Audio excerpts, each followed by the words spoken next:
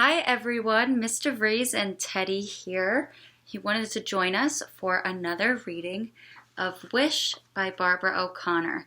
Today we'll be reading chapters 26 and 27. He will be right here in my lap listening to the read aloud. I hope you enjoy. Chapter 26. What's that? Audrey Mitchell pointed to my hand as we played Bible bingo in the fellowship hall. It had been raining all morning, so we hadn't been able to go outside and have a balloon race like Miss Rhonda had planned for us to do. I looked down at the drawing I had done on the back of my hand with a pen. A blackbird in a cage, I said, flipping my hair the way Jackie flips hers. Audrey screwed up her face like she'd just seen a dead possum squashed flat in the middle of the road. Check it out, I said, thrusting my hand toward her face and winking. I'd been trying to do all the things Jackie does, flipping my hair and winking, acting cool and confident. But so far, it didn't seem to be working. Most of those kids at Bible school still treated me like I had cooties. What's it for? Audrey said. And then the darndest thing happened. I guess being a ray of sunshine had given me some real confidence, not pretend confidence, because I looked her square in the eye and said, "It's the same as the tattoo my daddy has on his hand." The minute those confident words came out, old Mr. Doubt tapped me on the shoulder and said, "Now look what you've done. She's going to ask you where your daddy is, and then what are you going to say?" But miracle of miracles, Audrey did not ask me where my daddy was. She just said, "Oh," and studied her Bible bingo card. So I pushed Mr. Doubt aside and said, "His name is Scrappy, and he's getting corrected." Audrey put another token on her bingo card. "What does that mean?" she asked. "Means he's getting corrected," I said. "He'll be home any day now." "So then are you going back to Raleigh?" she said. At that, Howard's head shot up from studying his bingo card and he stared at me. Yeah, I said. "Sure." "When?" Howard said. I shrugged. "I don't know. However long it takes for Scrappy to get corrected, I guess." Suddenly my confidence began to spin out of control. Faster and faster until it rose right up through the ceiling and out the roof of Rocky Creek Baptist Church, disappearing into the sky and leaving me there in the fellowship hall with a stomach ache. I licked my thumb and wiped at that blackbird tattoo, leaving a smudgy black spot on my hand. Suddenly somebody yelled, "Bingo!" and Miss Rhonda clapped her hands and pointed to the table full of prizes. Coloring books and glittery pens and erasers shaped like Noah's Ark. "Clear your cards," Miss Rhonda said. "Let's start a new game." Later that day, me and Howard sat on the Odom's front porch steps, watching Wishbone and Cotton playing in the sprinkler. Cotton jumped over puddles of muddy water, while Wishbone scampered along behind him, ears flopping and tail wagging. "I've been wondering about something," Howard said, scratching at mosquito bites on his freckled leg. "How come you shoved TJ at Bible school yesterday?" "What do you mean?" I asked. "I mean, why'd you shove him?" "He was making fun of you, Howard." "I know." I stared at him. His eyebrows were squeezed together over his glasses, and he looked so serious. For a minute I almost laughed. But then he said, "He was making fun of me, not you." "Then you're the one who should have shoved him," I said. "Nah." "Why not?" I said. "Why do you let kids make fun of you, and you don't do one darn thing about it?" "'Cause I'd be shoving somebody every day of my life." So? So, what good is that? We sat in silence for a few minutes. Cotton was stomping in the mud and Wishbone was snapping at the water swirling out of the sprinkler. "But why'd you shove TJ?" Howard asked. "Because he was being mean to you." I wiped muddy water off my legs. "Duh," I added. "Why do you care about that?" 'Cause you're my friend, I said. I don't like kids to be mean to my friends, okay? I'm your friend?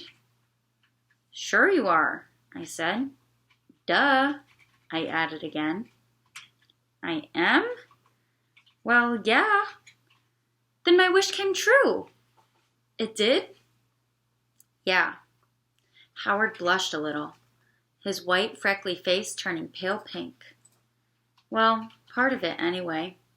I wished for 2 things. So, since one of them has come true, I can tell it to you.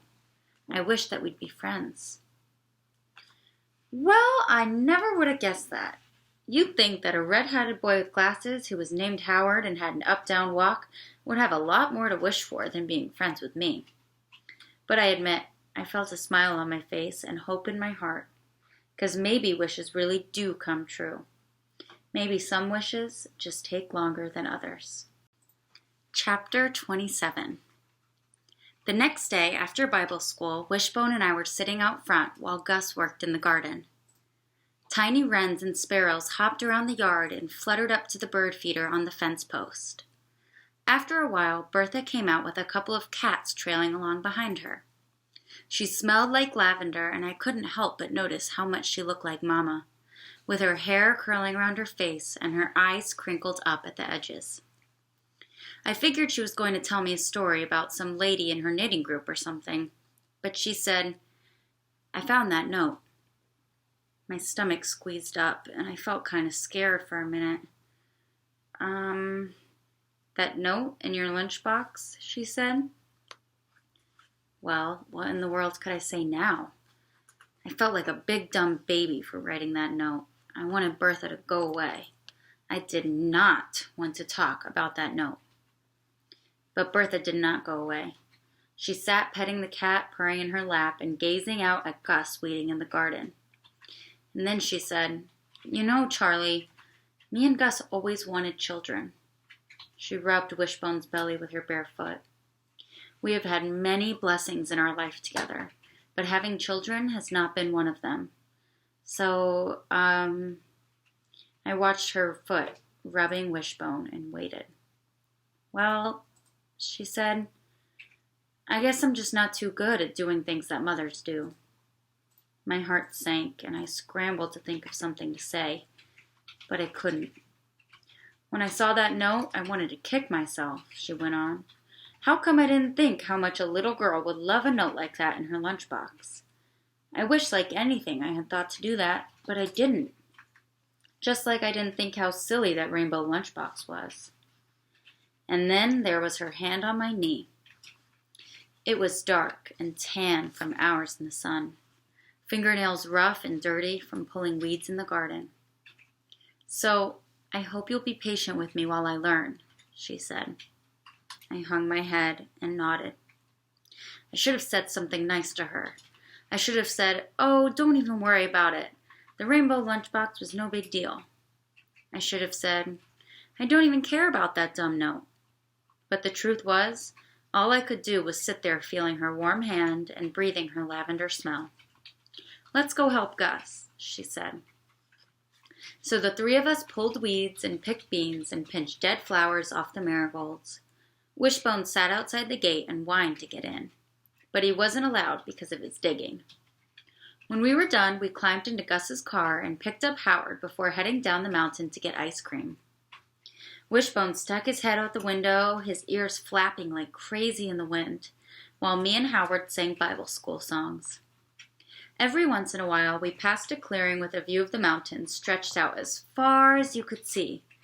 A smoky blue haze floated over the treetops. It reminded me of my first day in Colby, when Gus had told me why these are called the Blue Ridge Mountains. Sometimes it felt like just yesterday that I'd sat on the school bus with all those kids I didn't know, riding through this town and thinking every laundromat and trailer park and shabby little house along the way was the sorriest thing I'd ever seen. But now, here I was, singing Bible school songs with my friend Howard and my arms wrapped around my very own dog. And when I looked out at the now familiar sights of Colby, I realized they didn't seem to look quite so sorry anymore. Bertha chattered away in the front seat the whole way to town while Gus nodded silently. We got ice cream at the DeVries and sat at the picnic table trying to eat it quick before the summer heat made it run down our cones and drip onto our laps. Bertha scooped a little bit into a paper cup for Wishbone, and Howard let him have the last bite of his cone. On the way home, me and Howard taught Gus and Bertha some of our old Bible school songs. And then the best thing happened. I saw a yellow railroad car. That was on my list of things to wish on, thanks to Fulton Banner, a crazy old man who lived next door to us in Raleigh. Yellow railroad cars aren't too plentiful, he told me. When you see one, make a wish. For a minute, I thought I might not even bother making my wish. Maybe I was just wasting my time. But then, something inside me told me not to give up and to keep on trying. I mean, you never know, right? So I looked back at that yellow railroad car as we passed it and made my wish. And that is the end of chapter 27. It seems like after Charlie found out that one of Howard's wishes came true, that they became friends, maybe she has a little hope that her wish will come true as well. Join me next time in chapter 28 to see what happens next. Thank you for coming.